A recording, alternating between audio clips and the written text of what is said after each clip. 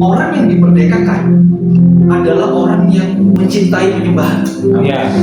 Orang yang identitasnya dimerdekakan, orang itu sangat mencintai hadirat Tuhan. Amin. Orang yang dimerdekakan, identitasnya adalah orang yang merdeka, orang yang bebas, benar-benar lepas dari perbudakan. Ada juga orang yang merdeka tapi menyelubungi apa? Kejahatan. Identitasmu merdeka tapi kamu masih berbuat dosa. Wah. Kamu dimerdekakan tapi kamu masih menyelubungi dengan firman, tapi kamu tetap berbuat dosa.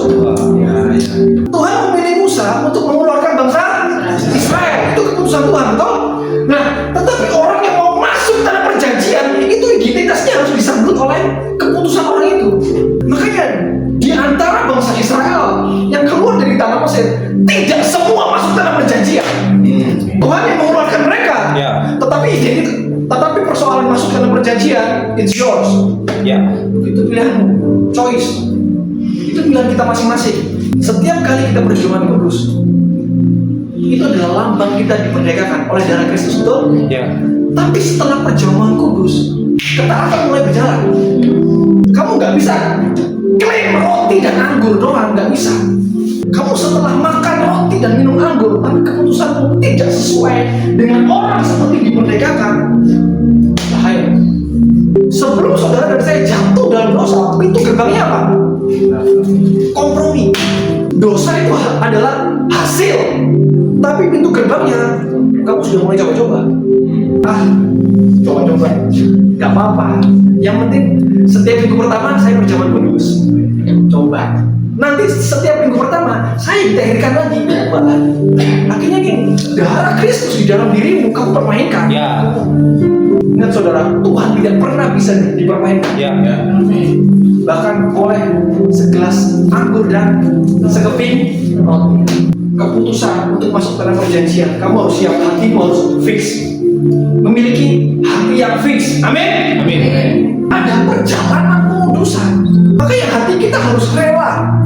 Hati dan pikiran kita harus dipersembahkan sama Tuhan. Kalau enggak saudara, kekristenanmu cuma agama, bukan kehidupan. Kekristenan bukan dibentuk pola seperti itu. Kekristenan dibentuk dengan adanya perjumpaan kamu dengan firman Tuhan. Ya.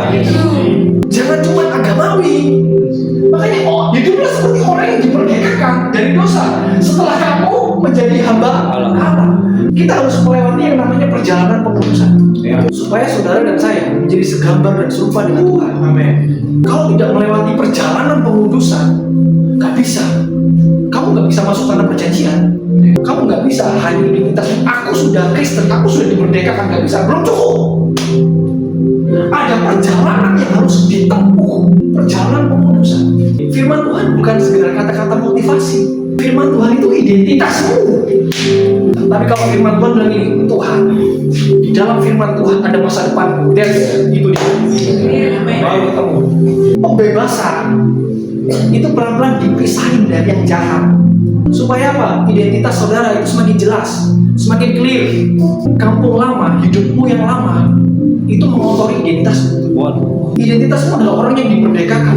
Tapi karena kamu masih buta, selubung itu dibangun turun-temurun berabad-abad. Makanya Yesus bilang gini, ada makna profetiknya. Dia bilang gini, jangan kembali ke kampung halamanmu yang lama. Kampung halaman itu berbicara tentang habitat, habit. Ya. Sedangkan orang ini yang dimerdekakan, habitatnya adalah hadirat Tuhan dan firman Tuhan. Ya. Setelah Yesus menyampaikan semuanya itu, banyak orang menjadi percaya. Bahkan orang Yahudi yang percaya, betul ya? Tapi Yesus bilang gini, jikalau kamu tetap dalam firman-Ku, berarti dia tetap tinggal dalam firman. Kamu adalah benar-benar murid-Ku. Orang percaya dan murid beda. Orang merdeka dan hamba Allah beda. Kamu dimerdekakan, tapi kamu belum tentu hamba Allah.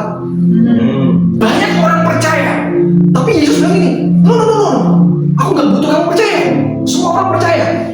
Ini, jikalau kamu tetap tinggal dalam firman-Ku, kamu adalah murid-Ku, dan kamu akan mengetahui kebenaran. Kebenaran itu yang akan memerdekakan. Kamu harus tinggal di dalam firman Tuhan. Identitas kita kekristenan itu bukan level percaya loh. Yesus saja bilang, banyak orang percaya kepadamu. Level para murid itu gini, levelnya udah dimerdekakan.